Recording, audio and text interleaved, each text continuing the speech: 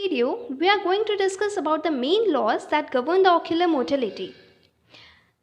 So students, अगर आपने अभी तक मेरे चैनल को इसे सब्सक्राइब कर दीजिए जिससे कि एक भी इंपॉर्टेंट वीडियोस आपसे मिस ना हो. So let's start. तो बेसिकली आज हम दो लॉज पढ़ने वाले हैं जो कि ऑक्यूलर मोटिलिटी को गवर्न करते हैं. पहला है Hering's law of equal innovation और दूसरा है Sherrington's law of reciprocal innovation. First law के साथ स्टार्ट करते हैं, that is Hering's law of equal innovation. इस लॉ के अकॉर्डिंग दो मसल्स जो एक साथ कॉन्ट्रैक्ट कर रही हों उनको ब्रेन साथ में और बराबर का स्टिमुलेशन देगा. इसका ये मतलब है कि मान लीजिए डेक्स्ट्रोवर्जन हो रहा है तो इसमें वर्किंग मसल कौन कौन सी होती हैं. पहली तो राइट लेटरल रेक्टाई होती है और दूसरी लेफ्ट मीडियल रेक्टाई होती है. ठीक, तो हमारा ब्रेन जो है वो डेक्स्ट्रोवर्जन के टाइम पर इन दोनों एक्स्ट्रा ऑक्यूलर मसल्स को इक्वल स्टिमुलेशन देगा. क्लियर है ना. तो जैसे कि स्लाइड में भी लिखा हुआ है, according to this law, an equal and simultaneous innervation flow from the brain to a pair of muscles which contract simultaneously in different binocular movements. तो यहाँ पे एक टर्म मेंशन है योक मसल्स. तो योक मसल्स तो आप लोग जानते होंगे ना. अगर नहीं जानते तो मैं आपको बता दूं कि योक मसल्स अलग अलग आंखों की, मतलब डिफरेंट आंखों की दो ऐसी पेयर ऑफ मसल्स होती हैं जो एक साथ कॉन्ट्रैक्ट करें. जैसे कि डेक्स्ट्रोवर्जन के टाइम राइट लेटरल रेक्टाई और लेफ्ट मीडियल रेक्टाई काम करती है. तो ये योग मसल्स हो जाएंगी. और अगर आप योग मसल्स के बारे में और अदर इंपॉर्टेंट मसल्स हैं उनके बारे में जानना चाहते हैं डिटेल में तो आप मेरी एक्स्ट्रा ऑक्यूलर मसल्स वाली स्लाइड को ज़रूर देखें. काफ़ी चीज़ें उसमें नई आपको मिलेंगी.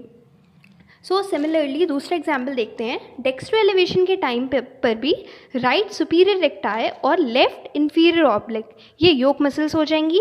तो इनको ब्रेन से इक्वल इनोवेशन मिलेगा. तो नेक्स्ट हम आते हैं शेरिंगटन्स लॉ पर. है यू कैन सी कि हेरिंग्स लॉ में दोनों योक मसल्स को इक्वल स्टिमुलेशन मिल रहा था, लेकिन शेरिंगटन्स लॉ में अगर एक कॉन्ट्रैक्टिंग पेयर ऑफ मसल्स को इंक्रीज्ड स्टिमुलेशन मिल रहा है तो दूसरी रिलैक्सिंग पेयर ऑफ मसल्स को डिक्रीज्ड यानी कम स्टिमुलेशन मिलेगा. इसका ये मतलब है कि एक पेयर ऑफ मसल्स की स्ट्रेंथ दूसरे पेयर ऑफ मसल्स की वीकनेस से मिलेगी. क्लियर है ना इतनी बात. तो जैसे कि स्लाइड में भी मेंशन्ड है कि according to this law during ocular motility increased flow of innovation to the contracting muscle is accompanied by decreased flow of innovation to the relaxing antagonist muscle. Now coming towards example, in dextroversion right lateral recti और left medial recti इन दोनों को increased stimulation मिलेगा और right medial recti and left lateral recti इन दोनों को decreased stimulation मिलेगा जिससे कि फाइनल हमारा ऑक्यूलर मोटिलिटी मेंटेन होगी. तो आइए नेक्स्ट हम पढ़ते हैं डायग्नोस्टिक पोजीशंस ऑफ गेज के बारे में. तो बेसिकली ये तीन होती हैं, प्राइमरी, सेकेंडरी एंड टर्शरी, लेकिन मैं ये चौथी कार्डिनल पोजीशन के बारे में भी आपको बताऊंगी. तो पहले हम आते हैं प्राइमरी पोजीशन पे. तो प्राइमरी पोजीशन ऑफ गेज क्या होती है कि अगर हम स्ट्रेट हेड के साथ खड़े हो जाएं और डिस्टेंट विजन के साइड देखें, मतलब बहुत दूर देखते हैं, तो ये प्राइमरी पोजीशन ऑफ गेज हो जाएगी. और हमें ये चीज़ ध्यान रखना है कि हमारे हेड स्ट्रेट होना चाहिए. उसके बाद सेकेंडरी पोजीशन क्या आती है तो मैं एक बार आपको फिगर में भी दिखा देती हूँ. जैसे कि आप इसमें देख रहे होंगे, ये हमारी प्राइमरी पोजीशन ऑफ गेज है. ठीक, स्ट्रेट हेड है और हम एकदम स्ट्रेट देख रहे हैं. उसके बाद हम सेकेंड आते हैं सेकेंडरी पोजीशन ऑफ गेज पर. सेकेंडरी पोजीशन क्या होती है, अगर हम स्ट्रेट ऊपर देखते हैं, नीचे, लेफ़्ट या फिर राइट. तो इस वाले डायग्राम में हमारी ये पोजीशन, स्ट्रेट ऊपर देखना, स्ट्रेट नीचे देखना, स्ट्रेट राइट या straight left.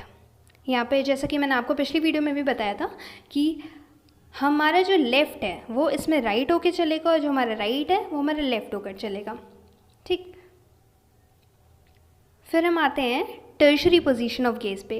Tertiary position combination होता है. कॉम्बिनेशन का मतलब क्या है, इसमें वर्टिकल प्लस हॉरिजॉन्टल दोनों मूवमेंट होगा. इसमें आप देख सकते हैं जैसे कॉम्बिनेशन वाली इमेजेस कौन कौन सी दिख रही हैं हमें. पहली ये है, दूसरी ये, तीसरी ये, चौथी ये.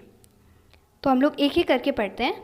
मान लीजिए हम फिगर ए को लेकर चलते हैं. ठीक, फिगर ए को लेकर चल रहे हैं अभी हम. तो इसमें हमारी जो हॉरिजॉन्टल पोजीशन है, हॉरिजॉन्टल मूवमेंट है वो राइट के साइड है, वर्टिकल मूवमेंट एलिवेशन हो रहा है, तो ये कॉम्बिनेशन क्या बनेगा, इसका डेक्स्ट्रो एलिवेशन बनेगा। वही हम अगर सी की बात करें तो हॉरिजॉन्टल मूवमेंट इसमें लीवो है और वर्टिकल मूवमेंट एलिवेशन है, तो इसका कॉम्बिनेशन क्या बनेगा, लीवो एलिवेशन। ठीक, फिर हम आते हैं नेक्स्ट पे जो है हमारा जी में क्या है कि हमारी जो हॉरिजॉन्टल है वो डेक्स्ट्रो है और जो हमारा वर्टिकल है वो डिप्रेशन है, तो ये कॉम्बिनेशन बनेगा डेक्स्ट्रो डिप्रेशन। ठीक, फिर हम नेक्स्ट पे आते हैं। नेक्स्ट हमारा है आई, इसमें जो हमारा हॉरिजॉन्टल है वो है लीवो और जो वर्टिकल है वो मूवमेंट है डिप्रेशन, तो हमारा ये लीवो डिप्रेशन बनेगा। तो फोर्थ यानी कार्डिनल पोजीशन ऑफ गेज की हम बात करें तो बी, ई और एच इन तीनों को छोड़कर जितने भी हैं वो हमारे कार्डिनल पोजीशन ऑफ गेज में आ जाएंगे। तो इसका मतलब है कि एलिवेशन, डिप्रेशन और प्राइमरी पोजीशन हमारी कार्डिनल पोजीशन ऑफ गेज में नहीं आएगी। तो गाइस अगर वीडियो पसंद आया हो तो वीडियो को लाइक करें और ऐसे ही ऑप्थैल और ऑप्टोम रिलेटेड वीडियोस के लिए मेरे चैनल